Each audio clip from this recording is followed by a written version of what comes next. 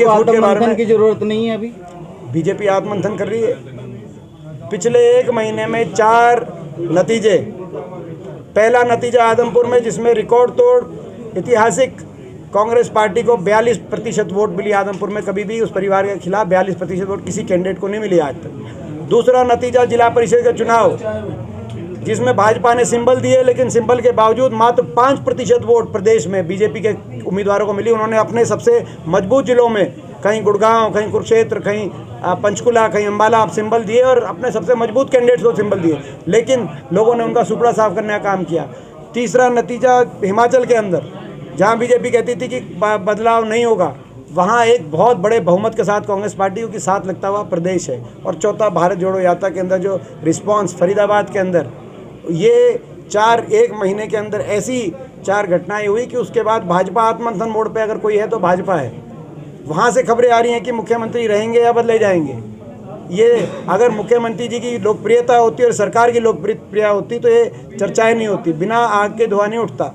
तो कहीं ना कहीं उस सरकार की कितनी लोकप्रियता है कि नहीं है, ये भाजपा वाले भी जानते हैं। सर, आप वैज्ञानिक आधार पर कोई प्रोटोकॉल जारी करती है, जो सारे प्रदेश सरकारों के पास, जिला प्रशासनों के पास जाता है, उस प्रोटोकॉल का पालन करने के लिए सबसे पहले हम आएंगे। पिछली कोरोना में भी ना सिर्फ हमने प्रोटोकॉल जारी किया, लेकिन जितना हो सकता था लोगों का सहयोग किया।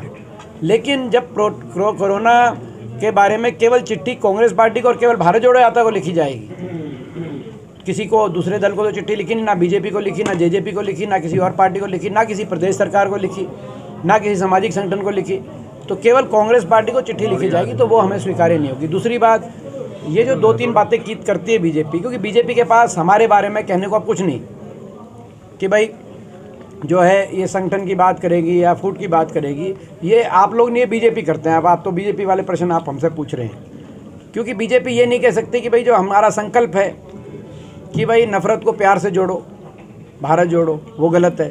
बीजेपी ये नहीं कह सकती जो हमारा संकल्प है कि बड़े बुजुर्गों को हरियाणा में देश में सबसे ज़्यादा 6000 पेंशन से जोड़ो, भारत जोड़ो।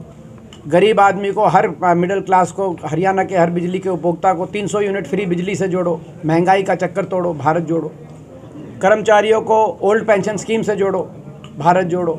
नौजवानों को रोज़गार से जोड़ो, 2 लाख जो नौकरियां रिक्त स्थान पड़ी है सरकार में, और जिनको समाप्त किया जा रहा है प्राइवेटाइजेशन करके, स्कूल बंद रहे हैं, आप देख रहे हैं। तो भाई नौजवानों को, बेरोज़गार नौजवानों को रोज़गार से जोड़ो, भारत जोड़ो। गरीब आदमी को 100 गज के प्लॉट, 2 कमरे के मकान पीले कार्ड से जोड़ो, भारत जोड़ो।